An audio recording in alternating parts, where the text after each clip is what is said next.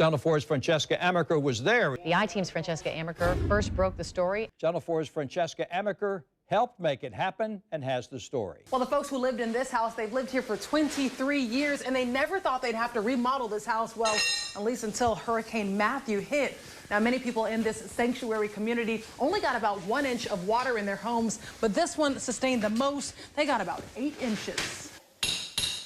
You know, they say life isn't about waiting for the storm to pass, but it's about dancing through the rain. And tonight, these black pearls are about to show you what they're working with. This is just a close-up look of this tree that fell on Ionia Street and 6th Street right here in this small Springfield neighborhood. And after this hurricane, all we're seeing is flooring on the ground, rubble, rugs, carpeting, all lining the streets. That shooting was between the landlord and the resident. But as far as the other crimes that took place and left 3 people injured, 1 person dead yesterday, no arrests have been made. And these incidents, these crimes, have community members talking and wanting answers from the sheriff. I'm Francesca Amiker in St. Augustine, and this is one of the areas that was worst hit by Hurricane Matthew.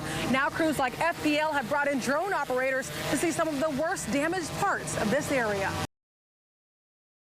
This was, what, maybe 12 inches up off the ground, but you can see anything that was inside or on the shelves was totally saturated underneath. They did everything to prepare for the wrath of Hurricane Matthew.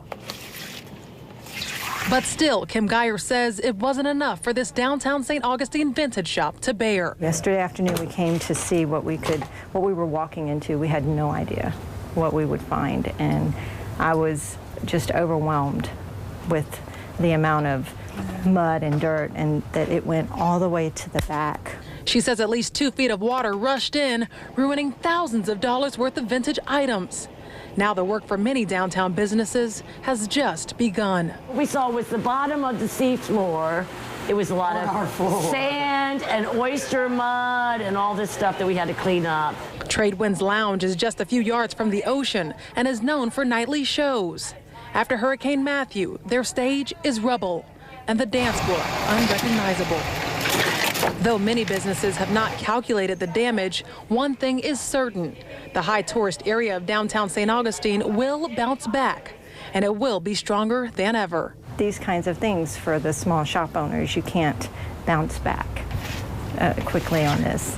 And for vintage shops, you can't replace it.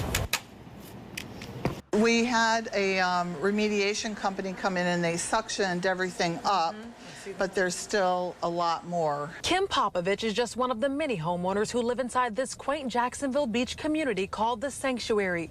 But after Hurricane Matthew, her home, along with almost all of her neighbors, was far from a place of safety or refuge. There was water everywhere. You were seeping in water and your shoes were sticking to it, and you could see the water.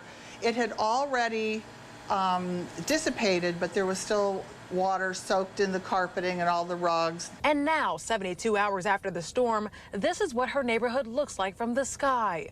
Rugs, molding, flooring, all piled at least 5 feet high at the end of every driveway after water from the intercoastal waterway rushed through windows, doors, and garages during Hurricane Matthew. And though you could say everyone is fighting a tough battle after the storm, Kim's storm began earlier this year. I'm almost done with my chemotherapy. Back in April, she was diagnosed with stage 3 breast cancer. I did not need this. I lost my mom in June, and it's been a really rough year. But she says after the hurricane, her neighbors have come to her side, and the home she thought she would be salvaging alone will be flooded with neighbors who want to help pick up the pieces for her and their community. The community is fantastic. Everybody's just wonderful. A lady who lived next door to me and moved out in 2002 just showed up this morning to help pack some things. So I haven't seen her since 2002. So there's really good people here in Northeast Florida.